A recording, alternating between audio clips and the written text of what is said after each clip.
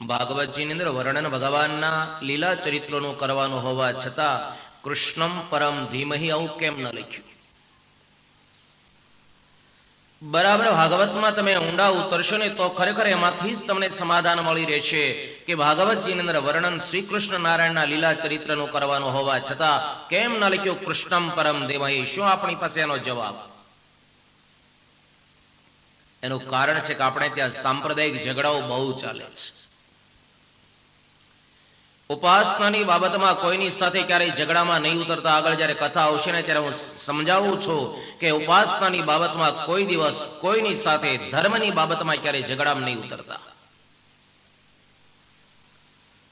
વ્યાસ નારાયણ મનમાં વિચાર કરે, કૃષ્ણમ પરમ ધીમહી જો હું લખીશ તો વૈષ્ણવ એમ માનસિક ભાગવત અમારે માટે જ. રામમ પરમ ધીમહી એવું જો હું લખીશ તો ભગવાન રામને માનનાર સમાજ એમ માનસિક ભાગવત અમારે માટે. કોઈ પણ સંપ્રદાયનો વિશિષ્ટ પ્રયોગ નહીં કરતા, કોઈ પણ પરમાત્માના સ્વરૂપનો વિશિષ્ટ પ્રયોગ નહીં કરતા વ્યાસ તારણે બતાવી જાય કે ભાગવત સર્વને માટે છે, માટે સત્ય સ્વરૂપ એવા પરમાત્માને અમે વંદન કરીએ છીએ. આ બધી ભેદની દિવાલો કોણે ઊભી કરી છે? આપણે જ ઊભી કરી છે. માણસ એમ માનતો હોય છે કે ત્યાં મારાથી ન જવાય અને ત્યાં જાવ ને તો મને અન્યાશ્યનો દોષ લાગે. હજુ તો જેમ જેમ આગળ કથા જશે ને એમ દરેક વાતનું સમાધાન આપતો જઈશ કે આ સાંપ્રદાયિક ઝઘડાઓ જે છે અને એની પાછળનું કોઈ જો કારણ હોય તો આપણે જ છીએ કે માણસ એમ માનતો હોય ત્યાં મારાથી ન જવાય અને સાંપ્રદાયિક ઝઘડાનો અંત લાવનાર કોઈ જો હોય તો ભગવાન સહજાન સ્વામી છે. શ્રીજી મહારાજ તો એકેશ્વરવાદના હિમાયતી છે. ભાગવત શું છે? વ્યાસ નારાયણ એ જ ભાગવતજીના પ્રથમ સ્કંદના બીજા શ્લોકની અંદર બતાવી જાય. નિગમ કલ્પતરોર ગલિતમ પલમ શુક મુખાદમૃત દ્રવ સંયુતમ પિબત ભાગવતમ રસમાલયમ મુહુરો રસિકા ભુવિ ભાવુકઃ. નૈમિષારણ્ય નામના ક્ષેત્રમાં 88,000 સંતો બેઠા છે. અત્યારનો કાળ હતો. પણ પેલા એક વાત સમજી લો કે નૈમિષારણ્ય કોનું નામ કહેવાય? ભાગવતમાં એને વિશેની કથા નથી આવતી. વાયુ પુરાણમાં નૈમિષારણ્યના માટે કથા આવે છે. બહુ સરસ વર્ણન કર્યું છે નૈમિષારણ્ય કોને કહેવાય.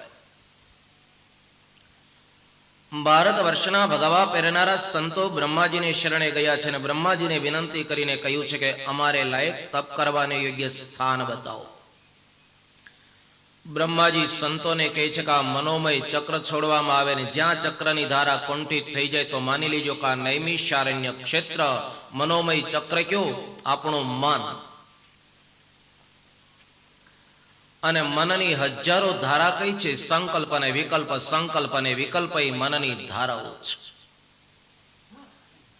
સંકલ્પ વિકલ્પ માટેની કોઈ જો વખાર હોય ને તો માની લીજો કે આપણું મન.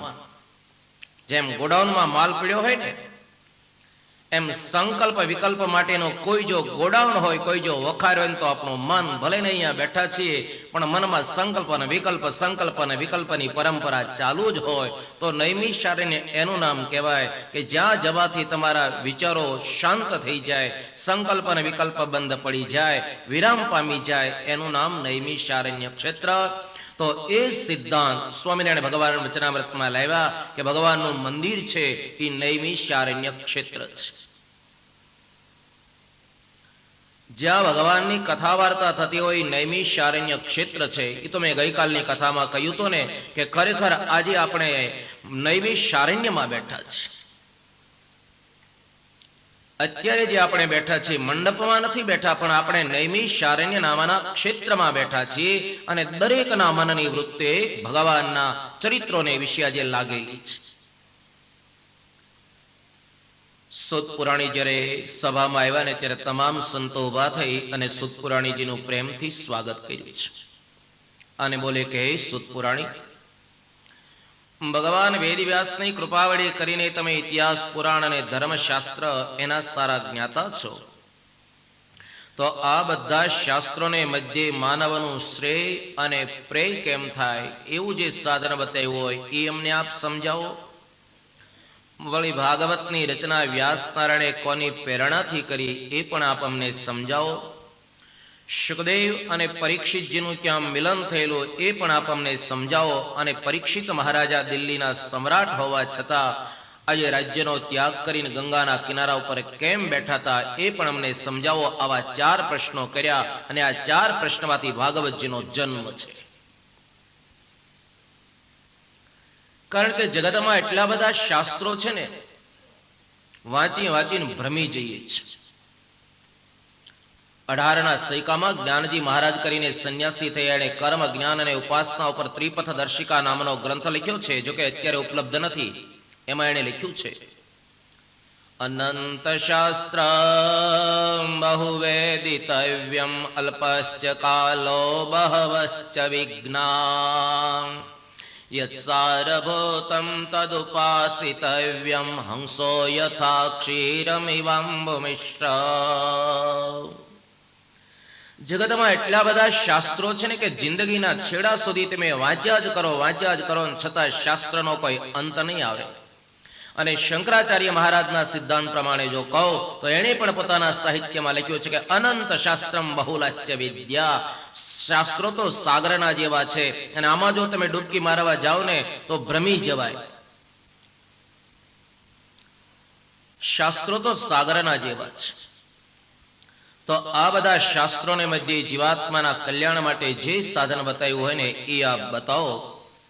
સૂત પુરાણીજી ડોલવા લાગ્યા અને બોલે છે કે વાલા સંતો, સરસ પ્રશ્ન કર્યો, પણ તમારા પ્રશ્નનું સમાધાન આપતા પહેલા હું મારા ગુરુ શુકદેવજીને વંદન કરી લઉં કે જે શુકદેવજીનો જન્મ થયો, જન્મ થતાની સાથે આજે સરસ્વતી નદીને છોડી અને રવાના થાય.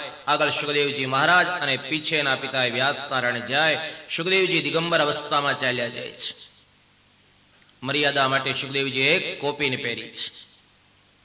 દિશોપી વસનમ જ્ઞાનામૃતમ પરમ ભોજનમ. શુકદેવજીને માટે કહેવાય છે કે દિશા એ જ જેને માટે વસ્ત્ર છે, જ્ઞાન એ જ જેને માટે ભોજન છે. આવો અવધૂત યોગી શુકદેવ એ જ્યારે જાય ત્યારે રસ્તામાં એક સરોવર આવે. સરોવરના કિનારા ઉપર દેવતાની સ્ત્રીઓ વસ્ત્ર ઉતારી નગ્ન સ્નાન કરે છે. મહાભારતની અંદર વ્યાસ નારાયણે 2 સ્નાન પાપરૂપ લખ્યા છે. નગ્ન સ્નાનમ નગ્ન શય્યા મનુજાનમ વિગર્હિતમ. મહાભારતની અંદર વ્યાસ નારાયણ 2 વસ્તુ પાપરૂપ લખે છે. એક તો નગ્ન સ્નાન અને મૌન સ્નાન, અને બીજા નંબરમાં નગ્ન શયન. 2 પાપરૂપ છે. મર્યાદા કોને માટે? માણસ માટે મર્યાદા. પશુ માટે ક્યાંય મર્યાદા છે? નગ્ન સ્નાનમ નગ્ન શય્યા મનુજાનમ વિગર્હિતમ. શુકદેવજી મહારાજ જ્યારે ત્યાંથી નીકળ્યા ને એ જ વખતે દેવતાની સ્ત્રીઓ અહીંયા સ્નાન કરવાનું ચાલુ રાખે. પણ વ્યાસ જ્યારે ત્યાંથી નીકળ્યા, દેવતાની સ્ત્રીઓ બહાર નીકળી અને પોતપોતાની રીતે એને વસ્ત્રો પહેરી લીધા છે. વ્યાસ મનમાં વિચાર કરે, કમાલ, આ કારણ શું? મારો દીકરો શુકદેવજી જ્યારે અહીંથી નીકળ્યો ને એ વખતે દેવતાની સ્ત્રીઓએ સ્નાન કરવાનું ચાલુ રાખ્યું અને મેં તો વસ્ત્રો પહેર્યા, મારી દાઢી ધોળી થઈ ગઈ. એટલા ગ્રંથોની મેં રચના કરીને મને જોઈને આ સ્ત્રીઓને શરમ કેમ આવી જ કંઈ સમજાતું નથી. વ્યાસ નારાયણ ત્યાં આગળ આવ્યા. દેવતાની સ્ત્રીઓ અહીંયા બહાર નીકળી વંદન કરે ને એ જ વખતે વ્યાસ બોલે છે કે આનું કારણ બતાવો. મારો દીકરો શુકદેવજી જ્યારે અહીંથી દિગંબર અવસ્થામાં નીકળ્યો ને એને જોઈને તમને શરમ ના આવી? મેં તો 17 પુરાણોની રચના કરી, મેં બ્રહ્મસૂત્રની રચના કરી, મેં વેદનું વિભાજન કર્યું. આવો હું મહાન જ્ઞાની, મારી વૃદ્ધા અવસ્થા, અને છતાં મને જોઈને તમને શરમ કેમ આવી? દેવતાની સ્ત્રીઓ વંદન કરીને બોલે છે, ભગવાન, તમારા કરતા તમારો દીકરો મહાન છે. અને એક વાત બરાબર સમજી લો કે જેનો બાપ પૂજાય ને, કદાચ ને જોઈ ગયા છો ટીવી ઉપર, મહાભારતમાં એનો આખો પ્રસંગ આવે છે. મત્સ્યગંધાના જન્મની કથા ભાગવતમાં નથી આવતી, મહાભારતની અંદર પડી છે. કે એના શરીરમાંથી માછલીના જેવો ગંધ આવતો હતો ને એટલે નામ પડેલું મત્સ્યગંધા. અને એ ગંધ છે 1 યોજન સુધી જાય એટલે બીજું નામ પડેલું યોજન ગંધા અને એનું ત્રીજું નામ હતું સત્યવતી. પેલા ખલાસીને ત્યાં રહેલી મત્સ્યગંધા જે બોલે છે, પિતાજી મને જો આપ આજ્ઞા કરો ને તો આ સંતને હું સામે કિનારે મૂકી આવું. બોલે છે કે બેટે પણ માણસ ના બગડે એને માટે જો કઈ સંશોધન નથી થયું. આમ તો એને પધરાવી દેવો જોઈએ માલપા કે બગડે જ નહીં ક્યારે. માણસનો મન રાંધેલું અન્ન ક્યારે બગડે? કોઈ સમય મર્યાદા નથી. પારાશરજી તેમણે મત્સ્યગંધાની સામે જ્યારે પોતાના વિચારો વ્યક્ત કર્યા ને એ જ વખતે પારાશરજીની સામે મત્સ્યગંધા ખલાસીની દીકરી બોલે કે વિચાર કરો, તમે તપ કરવા જઈ રહ્યા છો, તમે સંત છો. અને એક વાત બરાબર સમજી લો કે ઉપદેશ આપનારી વ્યક્તિ જો જીવનમાં ભૂલ કરતી હોય ને તો સમાજને શું આપી શકે અને સમાજ એની પાસેથી શું મેળવી શકે? ચૈતન્ય મહાપ્રભુનો ઇતિહાસ વાંચ્યો તમને ખ્યાલ આવશે. વૈષ્ણવ સંપ્રદાયની અંદર ચૈતન્ય મહાપ્રભુ થયા. 24 વર્ષની અવસ્થાએ જેને ભગવા પહેર્યા. અરે ચૈતન્ય મહાપ્રભુ પોતાના સાહિત્યની અંદર લખે કે ઉપદેશ આપવાનો અધિકાર કોનો છે? કે જે માણસ પહેલા આચરણથી પવિત્ર હોય. આજે તો વાણી, વર્તન અને વિચારો ત્રણેય જુદા જુદા દોડતા હોય છે. ઉપદેશ કોણ આપી શકે? કે જે માણસ આચરણથી પવિત્ર હોય ને એને જ ઉપદેશ આપવાનો અધિકાર છે. અનેક રીતે સમજાવવાનો પ્રયાસ થવા છતાં પારાશરજી સમજી ન શક્યા. છેલ્લે એને પશ્ચાતાપ થયો અને મત્સ્યગંધાને કહે છે કે મને છોડી દે, મારી સાધુતાને કલંક લાગ્યું છે, મારા જીવનમાં મેં ભૂલ કરી. અને એક વાત સમજી લો, નીતિમાં એક શ્લોક આવે છે કે અસદ્ભી ક્રિયતે કર્મ રુરુદ્ભી અનુભૂયતે. જે ખરાબ કામ હસતા હસતા કર્યું હશે ને એનું પરિણામ એક દિવસ રડતા રડતા ભોગવવું પડશે. અને ત્યારે કોઈ ત્યાં છાનો રાખનારો નહીં મળે. બપોર પછી જ્યારે વિદુર નીતિ આવે ને ત્યારે બતાવું છું કે એન ખટવામ સમારૂઢ પરિતપ્યેત કર્મણા. જે કાર્ય કર્યા પછી ખાટલા પર બેઠા બેઠા જીવનમાં રડવાના દિવસો આવે એવું કાર્ય કરતા પહેલા જીવનમાં વિચાર કરજો કે મારા જીવનમાં હું કે માર્ગે જઈ રહ્યો છું. કાર્ય કરતા પહેલાના પરિણામનો વિચાર કરજો કે મારા જીવનની અંદર જે કાર્ય હું કરી રહ્યો છું આનું પરિણામ મારે શું ભોગવવું પડશે. અસદ્ભી ક્રિયતે કર્મ રુરુદ્ભી અનુભૂયતે. અમારે પારાશરજી બોલે છે રડતી આંખે કે મને તું છોડી દે, મારી સાધુતાને કલંક લાગ્યું છે. કપડે પડેલો ડાઘ છે ને સમય જતા એ ઝાંખો પડી જાય, પણ જેના ચારિત્રમાં ડાઘ પડે છે ને જિંદગી સુધી ચારિત્રનો ડાઘ કોઈ દિવસ નથી ભૂસાતો. મત્સ્યગંધા એ જ વખતે બોલે છે કે હજુ મારા લગ્ન નહીં થવા છતાં મારા જીવનમાં તમે કલંક લગાડ્યું છે એટલે હું આપનો ત્યાગ કરનાર નથી. પારાશરજી બોલે છે તું મને છોડ જા, હું તને એક આશીર્વાદ આપું છું કે અત્યાર સુધી તારા શરીરમાંથી માછલીના જેવો ગંધ આવતો હતો ને હવે તારા શરીરમાંથી કમળના જેવો સુગંધ આવશે. એટલો જ નહીં પણ હું તને આશીર્વાદ આપું છું કે મારા આશીર્વાદથી તારા ઉદર થકી એક પરમાત્મા નારાયણના અંશાવતારનો જન્મ થશે. તું મને છોડ. અને પારાશરજીને મત્સ્યગંધાએ છોડી દીધા અને એ જ મત્સ્યગંધા સગર્ભા બન્યા અને એના ઉદરથી જે બાળકનો જન્મ થાય એ જ ભાગવતના વેદવ્યાસ. અને એક વાત સમજી લેજો કે નદીનું મૂળ અને ઋષિનો કુળ એની સામે ન જોવાય કોઈ દાડો. પારાશરજી એમના આશીર્વાદ વડે કરીને વ્યાસનારાયણનો જન્મ થયો અને વ્યાસનારાયણ હંમેશા બેટની અંદર રહેતા હતા, બોર જમતા. એના શરીરનો વર્ણ શ્યામ હતો એટલે નામ પડ્યું કૃષ્ણદ્વૈપાયન. વ્યાસ પ્રભુ અહીંયા નદીના કિનારા ઉપર બેઠા છે, મનમાં વિચાર કરે 5000 વર્ષ પછી કળયુગ આવવાનો એટલે કલીનો ભોગી માણસ વેદના સિદ્ધાંતને નહીં સમજી શકે. વેદ એક જે હતો ને એનું વ્યાસનારાયણે વિભાજન કર્યું, 4 વિભાગ કર્યા છે વેદના. કારણ કે વેદના સિદ્ધાંતને કોણ સમજી શકે? વેદનું તાત્પર્ય હંમેશા ત્યાગમાં છે. હવે આપણે તો જીવનની અંદર પડેલી નાની નાની બદીઓ જો ન છોડી શકતા હોય, તમાકુ, બીડી, માવા આવી વસ્તુ જો આપણા જીવનમાં ન છૂટતી હોય તો પછી આપણે ઘર તો ક્યાં છોડવાના છે? વેદનો સિદ્ધાંત હંમેશા ત્યાગમાં છે. વ્યાસ નારાયણ મનમાં વિચાર કરે 5000 વર્ષ પછી કળિયુગ આવશે અને કળિયુગના વર્ષો કેટલા ગયા છે? 5096 વર્ષમાં અત્યારે આપણે બેઠા છે. કળિયુગના 5000 જ વર્ષ ગયા છે. 5096 વર્ષ કળિયુગના ગયા. જ્યારે કળિયુગના વર્ષો છે કેટલા? 4,32,000. હજુ તો બહુ કિલોમીટર કાપવાના છે. 4,32,000 કળિયુગના વર્ષો છે. વેદ જે એક છે એનું વિભાજન કરીને 4 પ્રકારે વેદની રચના કરી અને ચારે વેદનું જ્ઞાન પોતાના પહેલી વગેરે શિષ્યોને આપ્યું. 17 પુરાણોની રચના કરી. 1,00,000 શ્લોક વાળું મહાભારત તૈયાર કર્યું અને છતાં વ્યાસના જીવનમાં શાંતિ નથી થઈ. આપણે બધા એમ માનીએ કે મહાભારત એટલે એક ઝઘડાનું શાસ્ત્ર. એવું નથી. મહાભારત એટલે એક સમાજ વિદ્યા છે.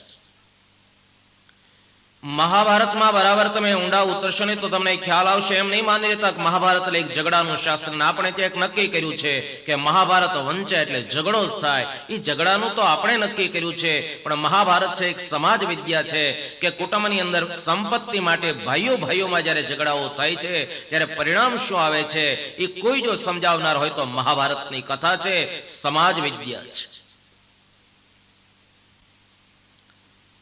વ્યાસ પ્રભુએ મહાભારતને માટે લખ્યું છે કે ભારત પંચમો વેદ. મહાભારત તો એક 5મા નંબરનો વેદ ગણાય છે. એટલા ગ્રંથોની રચના કરાવવા છતાં વ્યાસ પ્રભુના જીવનમાં શાંતિ ન થઈ. મનમાં વિચાર આવે, અહો એટલા મેં ગ્રંથો તૈયાર કર્યા અને છતાં આજે મારા જીવનમાં શાંતિ કેમ નથી? ભગવાનને પ્રિય પરમહંસોના ધર્મ મેં સારી રીતે વર્ણન નથી કર્યા એટલે મને શાંતિ છે. અને એવામાં ત્યાં નારદ ભગવાનની પ્રેરણાથી આવ્યા. અને આ કથા આપણને કહેવા માંગે કે તમે ગમે એટલા ભલે મહાન હો, પણ તમારા જીવનમાં તમે ક્યાં ખોટે રસ્તે જઈ રહ્યા છો એનું તમને ખરેખર ભાન ક્યારે થશે કે કોઈ બ્રહ્મનિષ્ઠ સંત જ્યારે તમને દ્રષ્ટિ આપશે, કોઈ બ્રહ્મનિષ્ઠ સંતનો જ્યારે તમારા જીવનમાં યોગ થશે અને એ જ વખતે સંત તમારું કાંડું પકડીને એમ કહેશે કે તું ભલે ગમે એટલો મહાન છે પણ તું ખોટે રસ્તે જઈ રહ્યો છે. શક્ય છે ને તો ખરેખર આગળ રામાયણની કથા જ્યારે હું લાવીશ ને ત્યારે બતાવીશ કે સુગ્રીવ જેવો ભોગી જીવ આજે સંપત્તિના વધમાં જ્યારે ઊંઘી જાય અને લક્ષ્મણજી અને હનુમાનજી મહારાજે જઈ અને સુગ્રીવને જેમ જગાડ્યો છે એમ આવા કોઈ હનુમાનજી મહારાજ એવા બ્રહ્મનિષ્ઠ સંત એનું જો આપણને માધ્યમ મળી જાય તો સંસારી જે પોતાના જીવનની અંદર મોહરૂપી નિદ્રામાં સૂતો છે અને એને સંતોષ જગાડી શકે સંત છે એ ખરેખર એક દૃષ્ટિ આપે છે. જીવન જીવવા માટે સંત હંમેશા સંસારીને દૃષ્ટિ આપે છે કે આવું જીવન માણસે જીવવું જોઈએ. નારદ આવ્યા. વ્યાસ પ્રભુ ઉભા થઈ નારદજી એની પૂજા કરી બોલે છે કે આપ પધાર્યા, મને ઘણો આનંદ થયો છે. મારા જીવનની અંદર એટલા ગ્રંથોની મેં રચના કરી છતાં શાંતિ કેમ નથી? શાંતિ ક્યાં મળે? આવો સંપ્રદાયની ઘટનાઓ પર જેણે અદ્ભુતાન સ્વામીની વાતો વાંચી છે ને એને ખ્યાલ હશે. સ્વામીની વાતોમાં એક સરસ પ્રસંગ આવે છે. અક્ષરોડીમાં ભગવાન સ્વામિનારાયણ બિરાજતા હોય અને એ જ વખતે મુક્તાન સ્વામી જેવી વિભૂતિ મહારાજના સાનિધ્યમાં જઈ અને પ્રભુને વંદન કરી અને પ્રશ્ન કરે, પ્રભુ કંઈક શાંતિ થાય એવી વાત કરો.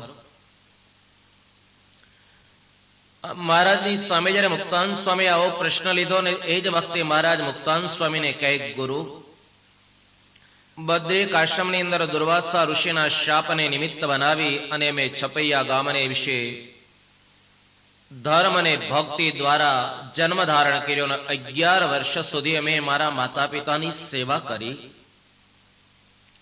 મુક્તાન સ્વામી ઉભા થઈ ગયા. સ્વામી મનમાં વિચાર કરે કે આમાં મહારાજ મને નવું શું કહેવા માંગે? આ બાબત તો હું જાણું છું. બીજે દાડે પણ અક્ષરોડીમાં આવી મહારાજને વંદન કરીને સ્વામીએ પ્રશ્ન કર્યો કે મહારાજ કંઈક શાંતિ થાય એવી વાત કરો. મહારાજ મુક્તાન સ્વામીને ગુરુ કહીને બોલાવતા કહે છે કે ગુરુ 11 વર્ષ સુધી અમારા માતા પિતાની સેવા કરી એને દિવ્ય ગતિ આપી સારા એ ભારત વર્ષના તીર્થોની યાત્રા કરવા માટે નીકળ્યા. 7 વર્ષ 1 માસ 11 દિવસ સુધી સારા એ ભારત વર્ષના તીર્થોની યાત્રા કરતા કરતા અમે સંવત 1856 શ્રાવણ માસની અંદર લોજ આવ્યા અને છઠને દિવસે અમે આપને મળ્યા. સ્વામી મનમાં વિચાર કરે કે આમાં નવું શું કે આ તો હું જાણું છું. ત્રીજે દાડે આવીને પણ આ જ પ્રશ્ન કર્યો. મહારાજ મુક્તાન સ્વામીને કહે છે કે લોજમાં તમને મળ્યા પછી મેં રામાન સ્વામીને પીપળાણામાં મળ્યા. જેતપુરની અંદર ગાદીનો સ્વીકાર કરી સંપ્રદાયની મંગળ શરૂઆત કરીને મુક્તાન સ્વામી કહે છે પ્રભુ આ બધું હું જાણું તો તમારી પાસે શાંતિ થાય ને એવી વાત જાણવા માંગુ છું. કોઈની સાથે ક્યારે વાદ વિવાદમાં નહીં ઉતરતા. લખ્યું છે નીતિમાં કે વાદે વાદે વર્ધતે વૈરવન્ની. અતિ બોલવાથી તો અગ્નિ પેદા થાય. પછી મહારાજ થોડા આવેશમાં આવી ગયા. મહારાજ થોડા આવેશમાં આવી અને એ જ વખતે કરીમ ભક્તોને બોલાવીને મહારાજ કહે છે કે અત્યારે ને અત્યારે મુક્તાન સ્વામી અને નિત્યાન સ્વામીને રથમાં બેસાડી અને જાઓ કારિયાણી મૂક્યાઓ. ગઢપુરમાં નહીં, આ બંને સંતોને જાઓ કારિયાણી મૂક્યાઓ. ધીર ગંભીર મુક્તાન સ્વામી, સ્વામીને માટે શું કહું? સંપ્રદાયના એક એક પ્રસંગો જ્યારે લઈશ ને ત્યારે હું બતાવીશ કે મુક્તાન સ્વામી માથા ઉપર ટોપી શા માટે રાખતા અને એ ટોપી અહીંયા સુંદરિયાણાની બજારમાં મુક્તાન સ્વામી શા માટે કાઢી નાખી છે. એ જ મુક્તાન સ્વામી અને નિત્યાન સ્વામીને કહેવામાં આવે જાઓ અત્યારે ને અત્યારે કારિયાણી જતા રહ્યો. 500 સંતોમાં માનો જો બિરદ મળ્યું હોય ને તો મુક્તાન સ્વામીને મળ્યું. વાંચજો વચનામૃત. મહારાજ વચનામૃતની અંદર કહી જાય કે મુક્તાન સ્વામી છે સત્સંગની માં છે. જે માં આખા ઘરની સંભાળ રાખે ને એમ માનો બિરદ જો સંતોમાં કોઈને મળ્યું હોય તો એક મુક્તાન સ્વામીને જ મળ્યું છે. મુક્તાન સ્વામી એટલે એક સ્વામિનારાયણ સંપ્રદાયની માં છે.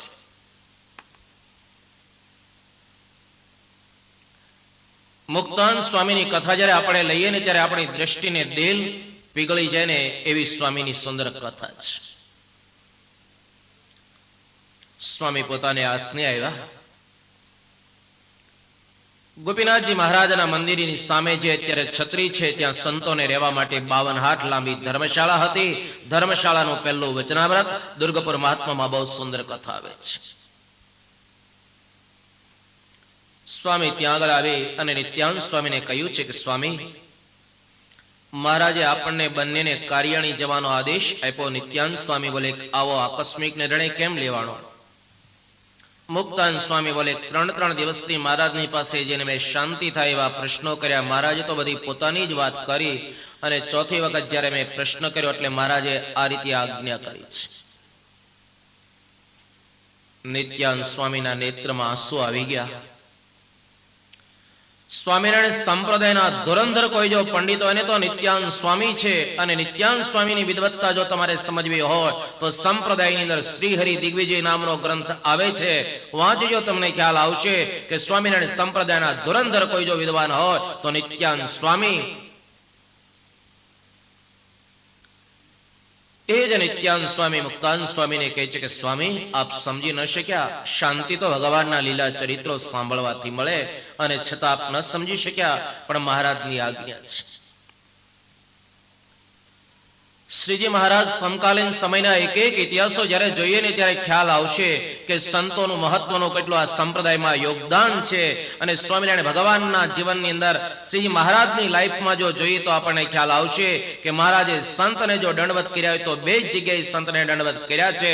એક ભુજની અંદર 18 ગામેતીઓ જ્યારે ભગવા પહેરીને જાય 18 ગામેતીઓને મહારાજે ત્યાં દંડવત કર્યા છે. અને એક અહીંયા સારિંગપુરમાં હોળીધાર છે ત્યાં મહારાજે સંતોને દંડવત કર્યા. આગળ પ્રસંગ આવશે ત્યારે હું બતાવીશ કે સારિંગપુરમાં જે હોળીધાર છે ત્યાં સહજાનંદ સ્વામીએ સંતોને દંડવત કર્યા છે. કરીમ ભક્ત રથ લાવ્યા. રથની અંદર બંને સંતોને બેસાડ્યા અને ગોપીનાથજી મહારાજના પૂર્વ તરફનો જે દ્વાર છે ને ત્યાં આગળ રથને ઉભો રાખીને કરીમ ભક્ત મહારાજના સાનિધ્યમાં આવી વંદન કરે. હાલ જ્યાં લીંબ વૃક્ષ છે જેની નીચે ભગવાન સહજાનંદ સ્વામી વિરાટ સભાને સંબોધતા, એક બાજુ સંતો, એક બાજુ ગ્રસ્તો, એક બાજુ માતાઓ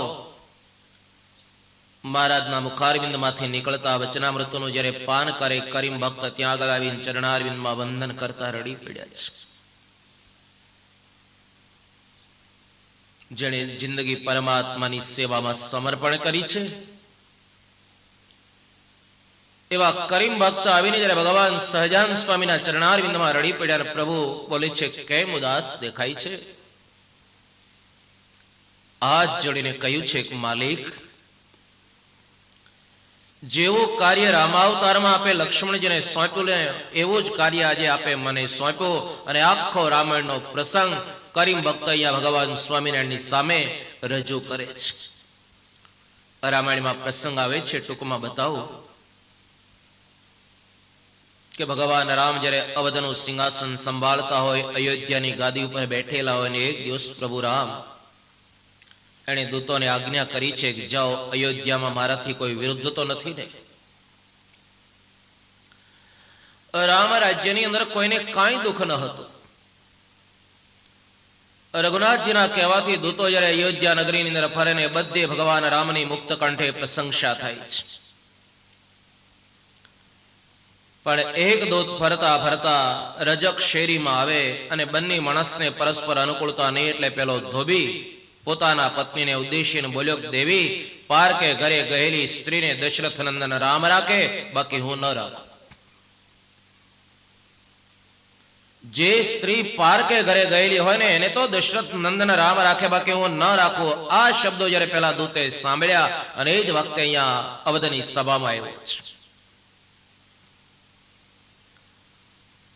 રઘુનાથજીની સામે તમામ દૂતો બોલે છે, પ્રભુ સારા, એ અયોધ્યા નગરની અંદર આપની મુક્ત કંઠે પ્રશંસા થઈ છે. પણ જેણે આ શબ્દો સાંભળેલા ને પેલો દૂત એક સભાનો ખૂણો પકડી અને ત્યાં બેઠો છે. અયોધ્યાના માલિક ત્યાં આવે, દૂતના મસ્તકો પર હાથ મૂકીને કહે છે કે બતાવો ને, તો કેમ કાંઈ નથી બોલતો? છતાં પેલો દૂત કાંઈ બોલે નહીં. એના નેત્રમાંથી આંસુના બુંદ પડતા હતા. રામજી અનેક વાર સમજાવવાનો પ્રયાસ કરતા પેલા દૂતને કહે છે કે તે જે સાંભળ્યું હોય મારી સામે બોલી બતાવો. અને રામાયણમાં તુલસીને આ પ્રસંગ લખવો પડ્યો.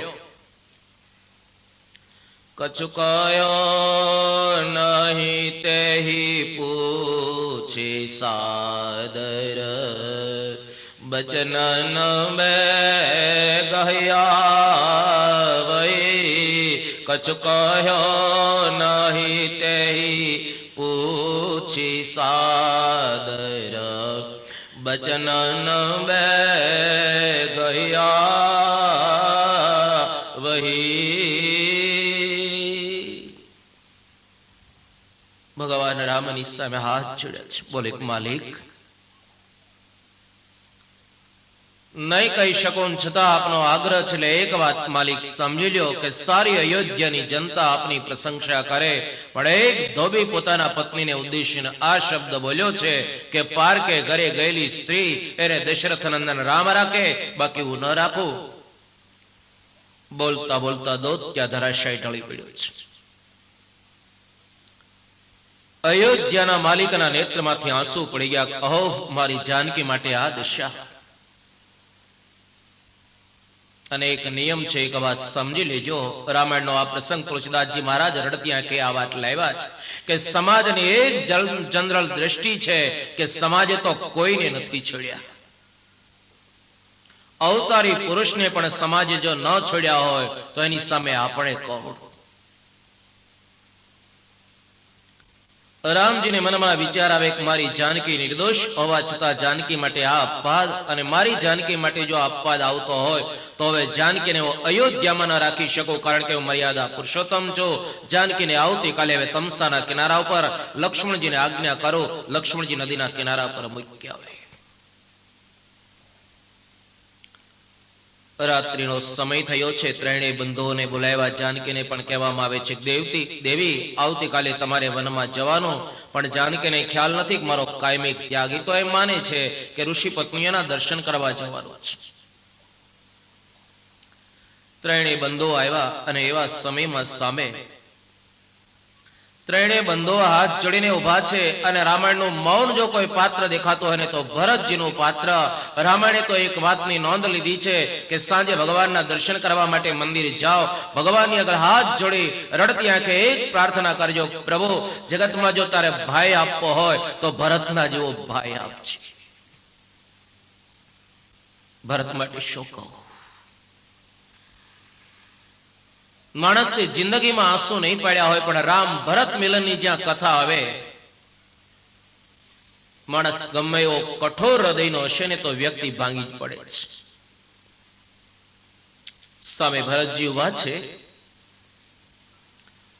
આ બાજુ લક્ષ્મણજી સામે ઉભા છે. ભગવાન રામ લક્ષ્મણજીને કહે છે કે અનોજ, બોલે પ્રભુ, મારે તને આજ્ઞા કરવાની છે.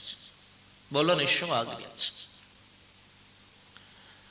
અયોધ્યાનો માલિક ત્યારે લક્ષ્મણજીને કહે છે કે હું તને આજ્ઞા કરું, પણ એનું પાલન થશે? હા. નહીં, મને વિશ્વાસ નથી. એક કામ કર, મારા ચરણારવિંદની પહેલા દોહાઈ લઈ લે અને પછી હું તને આજ્ઞા કરું.